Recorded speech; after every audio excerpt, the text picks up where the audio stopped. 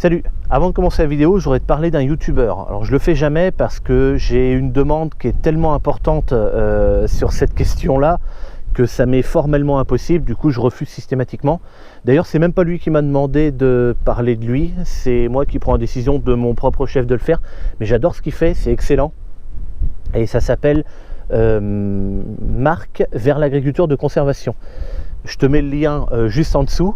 C'est un mec qui fait des vidéos face caméra, il explique ce qu'il fait. Et si tu aimes ce genre de vidéos de gens qui expliquent l'agriculture, qui expliquent ce qu'ils font, pourquoi et comment et tout ça, c'est une chaîne qui te plaira, c'est sûr. Allez, bonne vidéo. Alors aujourd'hui, ça va être un tour de plaine pour savoir à peu près où est-ce que s'en est rendu les cultures et tout ça. Alors on peut commencer ici avec normalement ce qu'il aurait dû être de la moutarde. On peut voir que ça n'a pas marché du tout, hein. Sauf là un peu. Là, au bord des arbres, de toute façon c'est normal, hein, ça crève. C'est la concurrence des arbres. Ici un petit peu de fumier. Et le reste de la parcelle, ce n'est que du régras. Bon, clairement c'est le manque de pluie de l'été qui est la cause de la perte de tous ces pieds de moutarde. Normalement il y a moutarde et trèfle, mais le trèfle c'est pas la peine de regarder par terre, il n'y en a pas. Ah oui, c'est la parcelle la mieux réussie de mes couverts végétaux. Ça fout les boules, hein. Ici une parcelle de colza. Alors ils sont pas très grands, ils ont commencé à sortir de terre mi-septembre. Même oui, mais un bon mi-septembre. Alors qu'ils avaient été semés aux alentours du 15-18 août. Ça c'est un carabe. C'est une bête qui mange les limaces. Donc ils sont pas vilains. J'ai fait un traitement contre les petites altices parce que j'avais vu des feuilles manger. Les petites altices, tu vois, ça fait des trous comme ça dans les feuilles. Voilà. Et après des grignotages comme ça là. Après sur le bord là. Ça c'est plutôt une attaque de limaces. Alors dans ce champ, c'est une variété agropole. C'est destiné à faire de l'huile alimentaire. Donc ici il y a eu un anti-limace, seulement le tour du champ, j'ai pas fait le milieu parce que les limaces généralement arrivent plutôt des haies. Ça a été fait avec un anti-limace bio. Il s'appelle Iron Max. Enfin voilà, bon, ils sont assez réguliers, les colzas. Il y a beaucoup d'herbes, tu peux le voir, elle a été traitée. Regarde, donc elle commence à crever. Tu vois, elle devient jaune un peu partout. Heureusement, parce que là, sinon, c'est clair et net, mon colza était perdu. Hein, si j'avais pas traité. Hein. Le régras aurait pris la place et puis ça aurait été terminé. Il commence à pleuvoir, on va aller grouiller de voir le blé.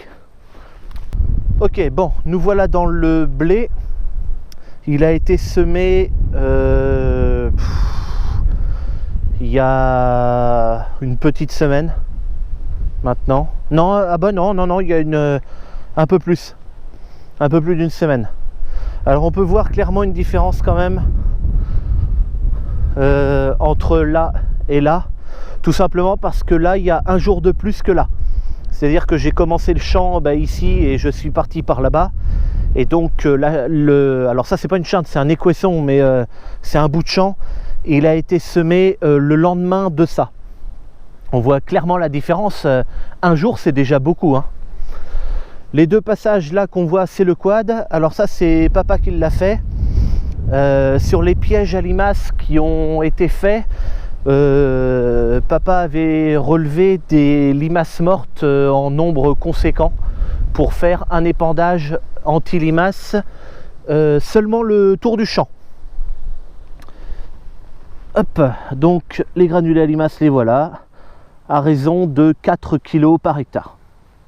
Encore une fois, hein, les limaces, quand on travaille le sol, on arrive à détruire les nids de limaces et tout ça, mais on ne peut pas détruire celles qui sont dans la haie. Et c'est pour ça que souvent on fait un tour de granulés à limaces autour du champ et pas le milieu. Alors bon, des fois il faut faire le milieu aussi, hein. Mais parce que les limaces qui sont dans la haie et qui se mettent là l'été, on ne peut pas les avoir, et après elles ressortent.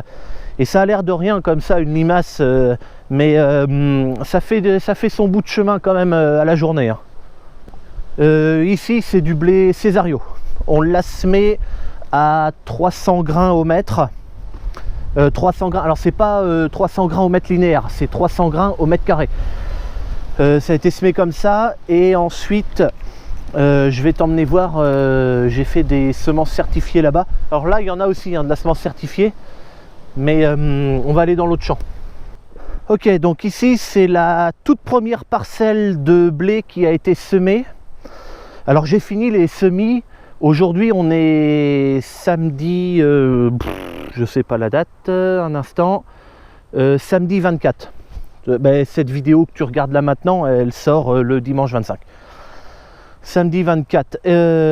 J'ai terminé de semer le blé il y a exactement 8 jours aujourd'hui. Mais ce champ de blé là, il y a plus de 8 jours qu'il a été semé, puisque j'ai terminé il y a 8 jours, je viens de te dire. Le blé est en train de faire, regarde, sa deuxième feuille. Tiens, il y a un grain de blé d'ailleurs à côté, mais enfin on s'en fout de celui-là. Tu vois, pour certains, il est en train de faire la deuxième feuille. Bon, en immense majorité, il a une feuille, début de deuxième feuille, on va dire ça comme ça. Ici, le blé paraît plus épais, c'est normal puisque c'est ma zone de croisement. Quand je revenais là, donc il y a des grains de blé, le temps que je relève de le semoir, qui tombaient là, et puis après quand j'ai fait ma chinte, ça a fait là. Ici c'est là où j'ai pris la photo que j'ai mis sur Instagram et Facebook. Il y a des résidus de canne de tournesol, c'est normal puisque ça a été fait en travail simplifié, un coup de déchômage à disque, plus après le semoir, qui déchaume également le semoir. Donc moi j'avais pris la photo plus vers là-bas, la photo étant très mauvaise qualité, on aurait pu croire que le champ était dégueulasse. En fait non, là-bas ce qu'il y a surtout c'est des cannes de tournesol comme ici, mais également il y a beaucoup de feuilles mortes tombées par terre. Alors c'est peut-être ça que certains ont cru que le champ était sale, mais non, le champ, pour l'instant en tout cas, j'espère que ça dure aussi longtemps que possible. Mais pour l'instant, le champ est dépourvu de mauvaises herbes. Voilà. Sauf voilà, ça, quelques repousses de tournesol, mais ça va pas faire long feu quand le froid va arriver. Mais sinon, pour l'instant, il n'y en a pas. Papa a fait le tour des limaces, parce que je vois des granulés bleus par terre également. Quoi d'autre à dire? Oui. Ici, il y a un jalon jaune qui me matérialise en fait une séparation entre deux types de semences différents.